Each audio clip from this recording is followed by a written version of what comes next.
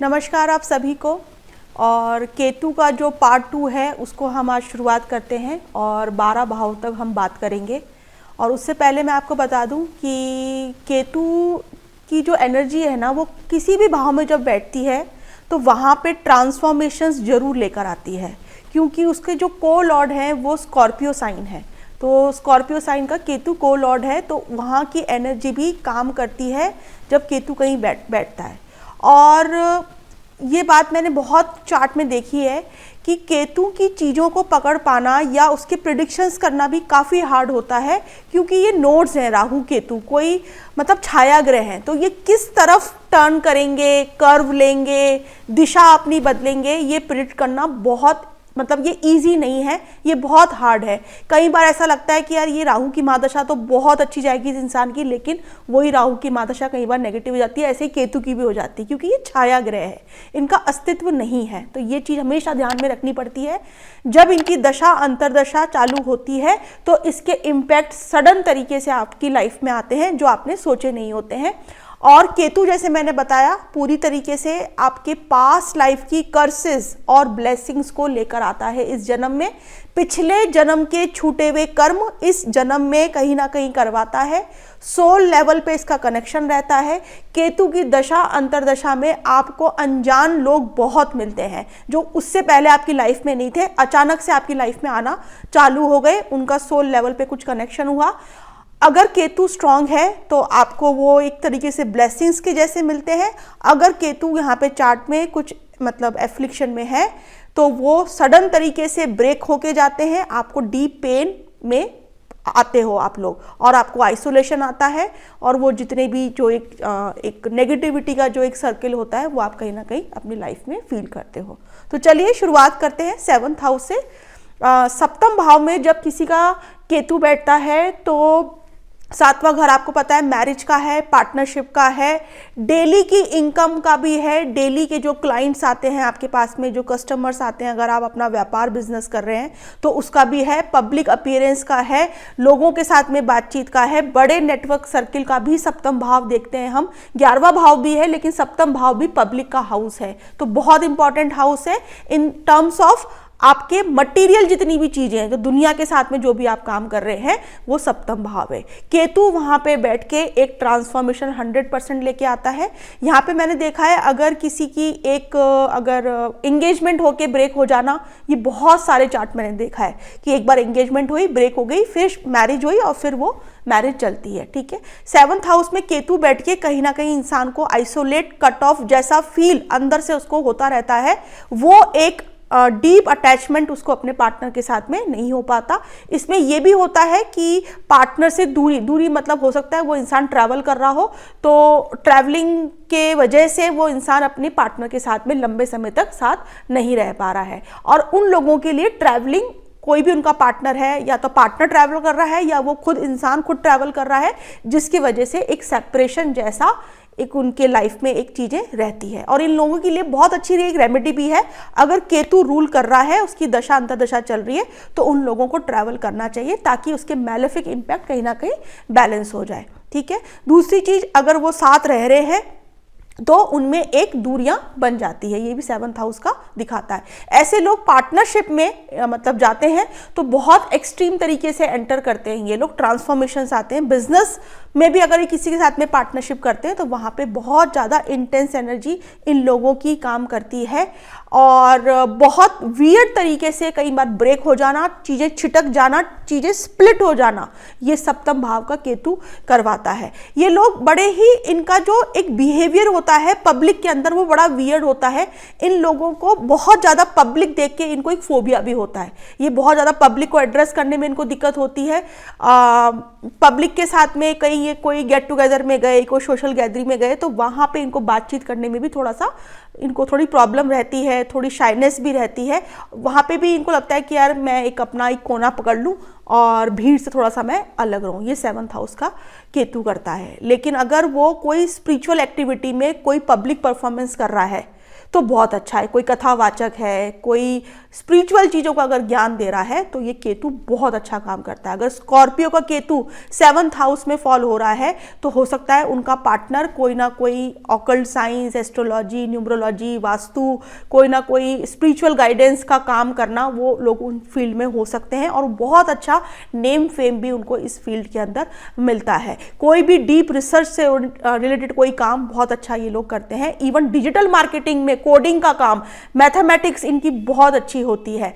Hand writing भी इनकी कहीं ना कहीं जो है कोई डॉक्यूमेंट्स अगर कोई पार्टनरशिप के अगर बने हैं तो ये बहुत डिटेल में जाके उन चीज़ों को ये लोग रीड करते हैं। तो इस तरीके से सप्तम भाव हो गया। अब हम आते हैं अष्टम भाव के ऊपर।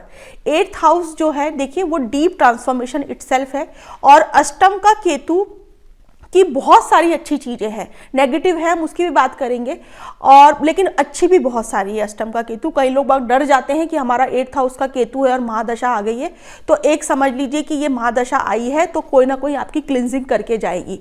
इसमें सर्जरीज हो जाती है, ठीक है। तो सर्जरीज क्या है, आपका कोई बॉडी का पार्ट था वो कुछ खराब हो गया, इतना वर्क नहीं कर रहा, आपको उससे प्रॉब्लम आ रही है, केतु का टाइम पीरियड आया, इसमें आपका कोई सर्जरी ऑपरेट हो गया, अब वो पार्ट आपके बॉडी से हट गया तो आपका क्या होगा, डिटॉक्सिफिकेशन हो गया, तो वो चीज़ अच्छी है आपके लिए, वो एक बार पेनफुल थी।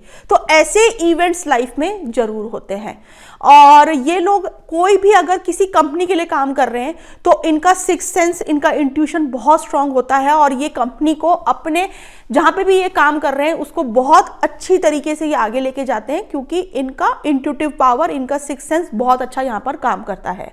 इन लॉज के साथ में इनके डिस्टेंट रिलेशनशिप रहते हैं, बहुत ज़्यादा मेल मिलाप इन लोगों का नहीं रहता। ये लोग सेल्फ मेड होते हैं पूरी तरीके से, अपनी मेहनत करके अपने बलबूते पे ये लोग आगे बढ़ते हैं। इनको स्ट्रांगली अंदर से ये कहीं ना कहीं फील होता है कि एक तो इसमें यह भी है कि इनका कोई पास्ट लाइफ का कोई गुरु, कोई मेंटोर के साथ में इस लाइफ में कोई कनेक्शन है, उसकी सेवा भी इनको कहीं ना कहीं करनी पड़ती है। मॉनेटरी टर्म्स में या फिजिकल टर्म्स में इनको कुछ सेवा देनी पड़ती है, जाने अनजाने। और अगर इनके सामने ऐसे कोई इंसिडेंसेस आए तो इनको पीछे नहीं हटना चाहिए, इनको देनी चाहिए, क्योंकि अगर ऐसा कुछ भी आया है तो इनके पास्ट लाइफ से आया है। तो जितनी जल्दी उस कर्म को ये लोग कर लेंगे तो ये लोग बहुत ईज फील करेंगे, इनको एक इनलाइटेंड फील भी होगा।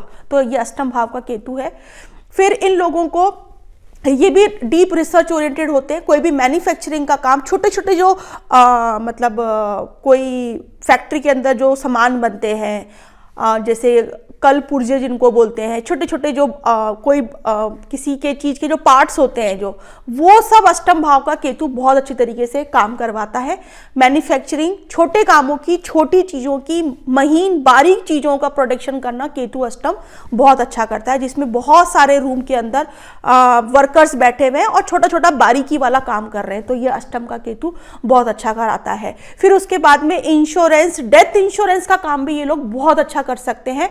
उसका डीप रिसर्च करना, उसका डॉक्यूमेंटेशन करना, ये सब चीज़ें ये लोग बहुत अच्छे तरीके से कर लेते हैं। एक चीज़ मैं बताना चाहूँगी, अष्टम भाव का केतु जिन लोगों का होता है वो लोग कितनी भी मुसीबत में आए, क्योंकि मुसीबत में ये अपनी लाइफ में एक दो बार बहुत ज़्यादा डीप अंदर चले जाते हैं, लेकिन अष्टम का केतु इनको पूरी तरीके से उस सिचुएशन से निकाल देता है और उसके बाद में इनको डिविनिटी के ऊपर बहुत ज़्यादा फेथ बढ़ जाता है। ये अष्टम का केतु करवाता है। अब हम आते हैं 9th हाउस पे। 9th हाउस का केतु अपने आप में एक डिवाइन पावर है और इन लोगों का भी, ये लोग बहुत अच्छे एडवाइज़र होते हैं, काउंसलर होते हैं। अगर आप इनके पास में जा रहे हैं, जैसे किसी का 9th हाउस में केतु है और आप उनके पास में कोई काउंसलिंग के लिए गए, कोई सलाह लेने गए, तो ये आपको बहुत अच्छी सलाह देंगे। फुल ऑफ डिवाइन ग्रेस इनके पास में होती है। इनके हाथ में एक सफ़ा होती है, किसी को भी ये कुछ देंगे, कोई मंत्र दे दिया, कोई बभूति दे दी, कुछ भी अच्छी चीज़ दे दी, वो सामने वाले की लाइफ को ट्रांसफॉर्म करती है। 9th हाउस का केतु बहुत अच्छा होता है अगर पॉजिटिव है तो। अगर नेगेटिव है तो ये लोग है ना अपने पूर्वजों को बैठे बैठे बड़ी गालियां देते रहते हैं कि यार हमारे पूर्वजों ने सब खराब कर दिया था, बर्बाद कर दिया था, हमारे को सारी जमीन उन्होंने ये कर दिया, लोगों को बांट गए, हमारे पूर्वज, हमारे बाप दादा उनको दे गए थे। ऐसी बातें ये लोग बहुत करते हैं। अगर करते हैं तो उनको बिल्कुल नहीं करनी चाहिए। अपने लीनिएज, अपने जो भी उनके फोर फादर एंसेस्टर्स हैं, उनकी ब्लेसिंग्स इनकी लाइफ के लिए बहुत जरूरी है। अगर वो नहीं रहेगी तो इनकी लाइफ में कभी भी गुड फॉर्च्यून, लक, भाग्य इनका काम नहीं करेगा। अगर ये खराब है तो ये लोग बहुत ज़्यादा ये सब चीज़ें करते हैं। ट्रैवलिंग ये क्या करते हैं, कहीं पे भी जाएंगे तो ब्रेक ले लेके करते हैं, हॉल्ट ले लेके ये लोग ट्रैवलिंग करते हैं। अगर नहीं भी करते तो ऑटोमेटिकली इनकी ट्रैवल प्लान्स ऐसे ही बनते हैं जिसमें ब्रेक्स या हॉल्ट आते हैं। फिर मैं बात करूंगी 10th हाउस का केतु। 10th हाउस के केतु को लेकर भी लोगों के दिमाग में बहुत सारी मिथ्स रहती हैं कि यहाँ पे तो ये मतलब नो डाउट यहाँ का केतु बहुत ये भी ट्रांसफॉर्मेशंस करवाता है करियर के अंदर। और 10वें घर के केतु में ये होता है कि ये लोग ज़्यादातर इन्होंने जिस चीज़ की एजुकेशन ली है या तो उससे डिफरेंट जाके कुछ काम करते हैं, अपनी फैमिली से डिफरेंट होके ये लोग काम कर सकते हैं, या फिर अपने काम को 2 बार तो ये लोग चेंज करते ही करते हैं डिफरेंट तरीके से, या जिस काम को कर रहे होते हैं वहां पे ये लोग कुछ ना कुछ एब्सेंट माइंडेड होते हैं, कहीं ना कहीं इनके दिमाग में दूसरे काम घूम रहे होते हैं, ये भी रहता है। डिससेटिस्फैक्शन भी कई बार इनको केतु 10th हाउस का करवाता है। काम को लेकर इनको मन करता है कि यार जो मैं करना चाहता था वो मैं नहीं कर पा रहा हूँ, ये भी 10th हाउस का केतु करवाता है। 10th हाउस का केतु अगर स्कॉर्पियो साइन के अंदर बैठा हुआ है तो ये लोग भी डिजिटल मार्केटिंग, कोडिंग का काम, रिसर्च का काम बहुत अच्छा करते हैं। इवन एस्ट्रोलॉजी, पामिस्ट्री या वास्तु के काम भी ये लोग बहुत अच्छी तरीके से करते हैं। इनको डेप्थ में चीज़ें समझ में आ जाती है, इनकी इंट्यूशन भी बहुत स्ट्रांग जाती है। एक काम को ये कंप्लीटली बंद करके कभी ना कभी अपने दूसरा सेटअप को ये लोग जरूर करते हैं, क्योंकि यहां पे केतु 1 या 2 बार स्प्लिट ब्रेक चीजों को करवाता है। यह भी हो सकता है इनके फादर के काम में ट्रांसफॉर्मेशंस रहे हों, कुछ डीप मतलब ऊपर जाके नीचे जाना, या अगर इंसान बहुत नीचा है और केतु अगर 10वें घर में स्ट्रांग है तो वो बहुत हाइट्स पे जाता है, बहुत अच्छा पॉलिटिशियंस बन सकते हैं ऐसे लोग, बहुत अच्छे मोटिवेशनल स्पीकर्स भी बन सकते हैं, क्योंकि केतु यहाँ पे दिल से बात करता है, अपनी आत्मा से वो सारे शब्द उसके निकलते हैं, तो वो सोल लेवल पर लार्ज पब्लिक को कहीं ना कहीं कनेक्ट कर रहा होता है 10वें घर का केतु। यहाँ पे भी मैं बोलूँगी कि ये कोई गलत या रॉन्ग प्लेसमेंट नहीं होती है, ये बस देखना पड़ता है कि केतु 10th हाउस में एग्जैक्टली बैठ के कैसे काम कर रहा है। लेकिन अगर आप प्लस में देखो, मतलब पॉजिटिव में या नेगेटिव में, तो ये सारे एट्रीब्यूट्स 10th हाउस के केतु के आते हैं। फादर के साथ में भी वियर्ड रिलेशनशिप इनके हो सकते हैं, या फिर अपनी हेरिटेज, अपने फादर की चीज़ें, अपने फादर का प्रोफेशन को ये लोग आगे कैरी फॉरवर्ड कर रहे हो, ये भी हो सकता है। लेकिन पास्ट लाइफ में इनके करियर पे के कुछ पुराने कर्म छूटे हुए थे जो इस लाइफ में ये लोग पूरी कंप्लीट करने के लिए एक तरीके से छटपटाते रहते हैं, इसलिए इनका पूरा दिमाग जो है वो 10वें घर में कहीं ना कहीं लगा रहता है। अब 11वें घर का केतु, 11th हाउस का केतु जो है वो आपके जो भी बड़े भाई बहन हैं, आपका जो नेटवर्क सर्किल है, आपका जो फ्रेंड सर्किल है, उनको कहीं ना कहीं मतलब सिकुड़ता है, मतलब उसको कम करता है। कहीं ना कहीं हो सकता है स्टार्टिंग में आपके बहुत सारे लोग हों फ्रेंड्स, फिर धीरे धीरे वो लोग कम होते चले जाते हैं, क्योंकि केतु बहुत जल्दी बहुत सारे लोगों के साथ में इंडल्ज नहीं हो सकता, क्योंकि वो मैंने बताया ना सोल कनेक्शन पे काम करता है केतु, बहुत प्योर एनर्जी होती है केतु की, तो केतु भीड़ भड़के में नहीं रह सकता। तो यहाँ पे केतु बैठ के उसके कम दोस्त होंगे, लेकिन कम दोस्तों में उसका सोल कनेक्शन वो फील करता रहता है वो इंसान, उसको कोई ना कोई डिवाइन ग्रेस, कुछ ना कुछ उसके लाइफ में जो भी चीज़ें, अगर उसने कोई नए मंदिर में गया, कोई नई पूजा स्टार्ट करी, कोई नए देवी देवता को मानने लगा, तो वो जो गाइडेंस आती है वो कहीं उसके फ्रेंड सर्किल से उसको मिली होती है, कोई फ्रेंड उसको बता के ये नॉलेज देके चले जाता है। इवन 11th हाउस का केतु का ये भी है कि ऐसे लोगों को अगर कोई प्रॉब्लम आती है तो उनके फ्रेंड सर्किल वाले या उनका कोई नेटवर्क सर्किल में ही उनको सेव करने के लिए भी आता है, उनको कहीं ना कहीं उनकी हेल्प मिलती है। और वो लोग भी एस्ट्रोलॉजी के अंदर बहुत ज़्यादा बिलीव करते हैं, वो भी रिसर्च हमेशा करते रहते हैं एस्ट्रोलॉजी की। 11th हाउस का केतु ये 100% देता है, और इवन अगर 11th हाउस का केतु अच्छा है और महादशा चल जाए तो ऐसे इंसान इन सब फील्ड से, एस्ट्रोलॉजी और जो भी इस तरीके की फील्ड है, उससे बहुत अच्छी इनकम भी करते हैं, क्योंकि 11वां भाव लाभ भाव भी है, तो ये लोग करते हैं। या फिर इनके कोई बड़े भाई बहन इन कामों के अंदर हो, उनका बहुत अच्छा काम हो, फॉरेन में जाके इनके बड़े भाई बहन कुछ ना कुछ अलग तरीके से काम करते हैं और उनको अच्छा गेन्स एंड प्रॉफिट्स भी उन लोगों को होते हैं। ये 11th हाउस का केतु था। अब हम आ जाते हैं 12th हाउस का केतु। देखो 12th हाउस के केतु ने सभी ने इसको अच्छा बताया, मैं भी इसको अच्छा ही बोलूँगी, लेकिन यहाँ पे कहा जाता है कि ये मोक्ष दिलाता है। तो मोक्ष ऐसा होता है कि मोक्ष ये नहीं कि अब मरने के बाद में किसको पता है, हमें पहले का नहीं पता, आगे का नहीं पता, अभी तो हम जी रहे हैं, बस आज का पता है। तो ये बोलना कि मोक्ष किस कंटेक्स्ट में हम बोल रहे हैं, तो मेरा मानना ऐसा है, मोक्ष मतलब ऐसे लोगों की लाइफ में, मतलब भगवान इनको इतनी सारी अपॉर्चुनिटीज देता है कि ये इसी लाइफ में अपने बहुत सारे कार्मिक ऋणों को जो है वो खत्म करने की ताकत होती है। बाकी सारे भाव के अंदर केतु बैठकर 11 तक में स्पेसिफिक उस एरिया से रिलेटेड कर्मों को बर्न करता है, लेकिन 12वें घर में केतु बैठ के आपके जितने भी पेंडिंग कई सारे कर्मांश थे उसको बर्न करने की ताकत रखता है। तो इसमें यह भी है, 12वें घर का केतु जो है वो थोड़ा पेनफुल है। कैसे? इन टर्म्स ऑफ मटेरियलिज्म, मतलब लोगों के लिए, लेकिन वैसे बहुत अच्छा है, बहुत स्पिरिचुअल है, बहुत डिवाइन है। मतलब ऐसे लोग बहुत, उनका सोल बहुत अच्छा होता है, इसी लाइफ में बहुत सारे कर्मास को वो बर्न करके और मुक्त हो जाते हैं। तो केतु उनको ताकत देता है उन सभी चीजों से लड़ने की। तो ये 12वें घर का केतु बहुत अच्छा काम करता है। मतलब इसी जन्म में उन्होंने इतने सारे काम, इतने सारे लोगों से मेल मुलाकात, लेन देन सब कुछ कर ली। इतनी पावर 12वें घर का केतु आपको देता है। फॉरेन के साथ में भी, मतलब अगर या तो वो कुछ काम कर रहे हैं फॉरेन का, फॉरेन जाके अपनी ड्यूटी पूरी कर रहे हैं, फिर वापस अपने देश में आके भी उन्होंने अपने कर्म भोग लिए, बाहर जाके भी कर लिए, इतनी सारी चीजें एक जन्म में ये लोग कंप्लीट करके जाते हैं। तो ये 12वें घर का केतु है। 12वें घर का केतु, 8th हाउस का केतु, 3rd हाउस का केतु, इन लोगों को सिंसियरली डेली मेडिटेशन जरूर करना चाहिए। ठीक है। तीसरे घर के केतु वालों को अपने जो भी दोस्त, यहाँ पे मैं रेमेडियल पार्ट पे बात कर रही हूँ, तीसरे घर का अगर आपका केतु है तो आप अपनी जो भी संगत है इसको बहुत अच्छा रखिए, क्योंकि तीसरा घर आपके सबकॉन्शियस माइंड को रूल कर रहा है। अगर यहाँ पे संगत अच्छी नहीं रही और आपके दिन भर नेगेटिव चीजें जा रही हैं दिमाग में, तो केतु बहुत गलत तरीके से यहाँ पे काम करेगा। अगर यहाँ पे आप अच्छी किताबें, अच्छी बुक्स, अच्छे फ्रेंड्स उनके साथ में अगर रहते हैं तो केतु बहुत ही अच्छा यहाँ पर काम करेगा। तो तीसरे घर का मैंने आपको रेमेडी बताई, अष्टम की, और 12वें घर की जो रेमेडी है वो है मेडिटेशन, क्योंकि केतु को एकांतवाद पसंद है। उसके जितनी भी इंट्यूटिव पावर्स जो जनरेट होती है वो सब होती है जब उसका मन एकाग्र होता है, फोकस्ड होता है। तो मेडिटेशन से बड़ी कोई भी चीज इन लोगों के लिए नहीं होती। फिर अगर 1st हाउस में और का केतु है तो उन लोगों को अपनी बॉडी, अपनी फिजिकल बॉडी पे बहुत ज़्यादा ध्यान देना चाहिए।